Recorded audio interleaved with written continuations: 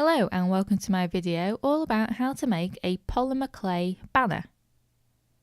I'm going to make one with my business name imprinted into the front because I want to use it for a craft fair display. However, this idea can also be used to make banners for cakes, such as a birthday cake or wedding cake topper. To make the banner, you will need the following items: some polymer clay. In my case, I'm using FIMO Professional in magenta colour. At least one blade. I'm using a small blade as well as a long, flexible tissue blade. Some lollipop sticks. I'm going to be using these to hold up the banner and attach it to the card rack I'm going to use at the craft fair. I'm also going to be using lollipop sticks to help me keep the clay a nice even thickness. And I'm going to be conditioning and rolling out my clay using an acrylic roller. If you have a pasta machine, then that is a quicker and easier way to condition your clay and also to get it to a nice even thickness. You'll need a surface like this ceramic tile to bake your clay on.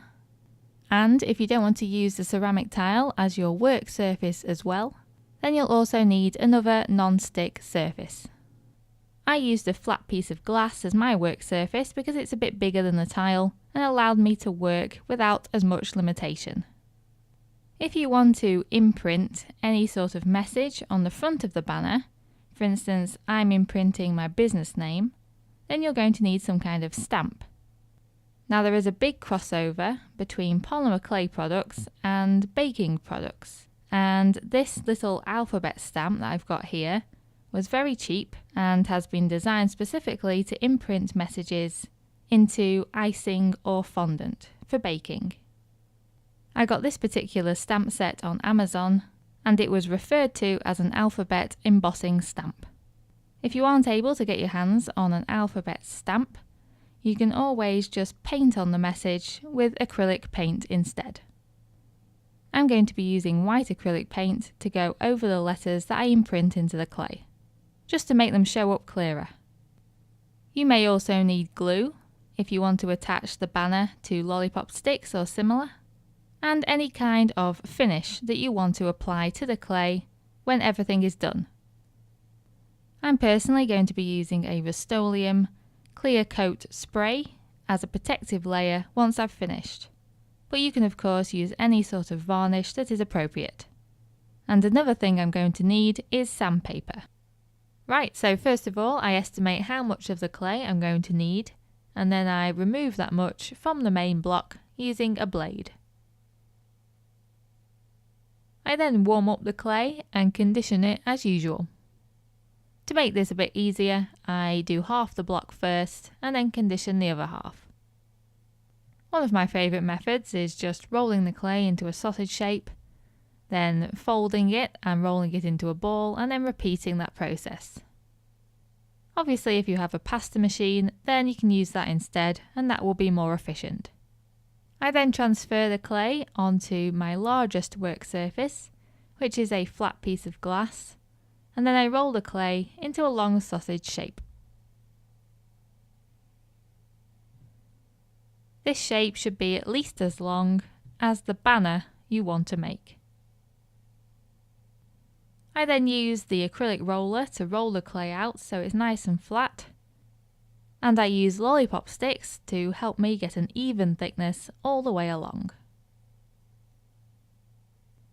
If you have a pasta machine, getting an even thickness will be simple. So I take my alphabet stamp and I spell out the business name that I'm going to imprint in the clay. Remember that you're going to have to spell it out backwards, because whatever you press into the clay, you'll be forming the mirror image of it. I say this from experience because it did take me about 4 goes to correctly spell out my business name backwards. It's honestly trickier than it looks. So once you have laid out the letters correctly and backwards, you then insert them into the holder, which in this case is the blue plastic part. Once you've done that and double checked it to make sure that it's correct, you can press it carefully and evenly into your clay. Don't press too hard because you don't want it to go all the way through your clay. And again, I might be speaking from experience there. You want to be pressing the stamp about halfway through the clay. And then carefully remove the stamp. The next step is to cut a rectangle out of the clay, going around the message that you just stamped. So I use a long thin blade for this, a tissue blade, and I just cut a long thin rectangle like so. In total, I'm going to be making the banner in 3 parts, and this will be the main and longest part. I removed the excess clay and rolled it into a ball because I'll be using that clay later on. I then use my finger to smooth out any edges because I want to produce the effect of a flowing ribbon, so I don't want any hard lines or sharp edges. Once I've done that, I use a thin, flexible tissue blade to remove the clay from the glass and carefully transfer it to my baking surface, which in this case is a metal baking tray with greaseproof paper on top. Normally I use a ceramic tile, but in this case the banner's just too big. I then bake that piece following the instructions on the packet, although I usually add about 10 minutes just to make sure the clay is nice and strong and well baked. Meanwhile, I make the other 2 sections of the banner out of the excess clay. I quickly recondition the clay and make it into 2 sausage shapes like so. You want these pieces of clay to be at least the width of the piece that we're currently baking and about half the length. So keep that in mind when you're deciding how much clay you're going to need for these pieces. Once I've done that, I cut a straight edge on one side and I then fold that straight edge back on itself by about 1/3 of the distance. I then press down on this folded over section of clay, all over except on the actual fold. The reason I fold it over is to produce that nicely curved folded edge, because that adds to the soft and flowing ribbon look that I'm aiming for. I then use a little bit more of the excess clay to make a very narrow sausage shape. I add a short section of this to each of these clay pieces, just on top of the straight edge of clay. You want this sausage shape to be as high as the folded edge of clay. When the section of the banner that's in the oven has baked fully and has been left to cool, you can then use it to produce the correct width of these clay sections. So you use the baked banner as a guide and you cut off any excess clay so that those 2 clay pieces are exactly the same width as the baked piece. You then add a pretty ribbon effect to both pieces of clay. Just use a straight blade and try and make one of the points a little bit bigger than the other, just to add a bit of character. I then baked these 2 pieces, again following the instructions on the packet, plus adding a few minutes just to make sure they're fully baked. Okay, so now we have 3 baked pieces of the banner, and now we just have to put them together. You can just super glue the front section onto the other 2 sections if you wish. However, I'm going to put them together whilst adding strength. The main reason for this is that the front section is quite long and thin and therefore isn't particularly strong, so I want to add a bit of strength. I'm going to do this by adding a clay strut along the back of it. This is entirely optional. If you're only going to be using it for a cake topper or something like that, then you don't need much strength, but I intend on keeping this and reusing it in the future. So I just want to make sure it definitely won't break. So I make yet another sausage shape in clay to press against the back of that large section of banner. I decide where I want the end sections to be attached, and I remove the sausage of clay up to those points, so that the strengthening strut will sit between these ribbon ends. And then instead of just super gluing those ribbon ends onto the main section of banner, I'm going to use clay to do so. So first, I'm just going to add a blob of clay on those ends and press the front down onto them. Once I've lined up the sections of banner how I want them, then I add more and more excess clay in all the nooks and crannies just to make a nice smooth effect and basically just fill in all the gaps. So I just basically smush the clay into those gaps and smooth it with my fingers. If I want to remove any excess clay, then I just use the blade.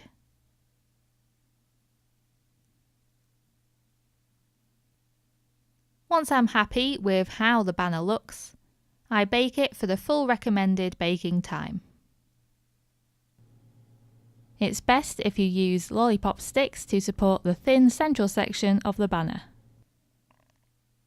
Once I remove the banner from the oven and let it cool completely, it should look something like this. And as you can see with the strut on the back, it's much more solid and strong. The next step is to add some paint where you've imprinted the message. The reason for adding the paint is obviously to make the message stand out a lot more.